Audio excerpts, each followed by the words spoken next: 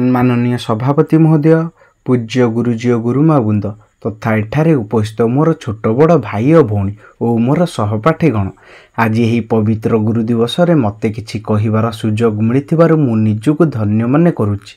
गुरु दिवसटी जड़े महान शिक्षाविद दार्शनिक जन्मदिन। भारतर पूर्वतन राष्ट्रपति डॉक्टर सर्वपल्ली राधाकृष्ण परामर्श अनुसार यही दिवस को गुरु दिवस भाव पालन करा जाए। से 1888 मसीहा सेप्टेम्बर मास 5 तारिख दिन जन्मग्रहण करथिले। आज हेउछि गुरु दिवस अर्थात टीचर्स डे, जी आम जीवन अंधकार को दूर कर आलोक देखाई थांती। से ही हेउछंती प्रकृत गुरु। साधारणतः पितामाता हेउछंती आमर प्रथम गुरु, किंतु पितामाता परे आम जीवन में आसंती शिक्षक बा गुरु। से ही गुरु मानकु सम्मान जणैबा सहित तांको सानिध्य लाभ पाई आमे प्रतिवर्ष यही दिन को गुरु दिवस भावे पालन करिथाउ।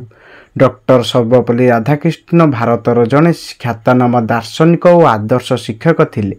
तांको आदर्श रे आमे अनुप्राणित होई देश और जातिर सुनाम रखिबा। मु एति कहि मोर वक्तव्य समाप्त करुछि। जय हिंद।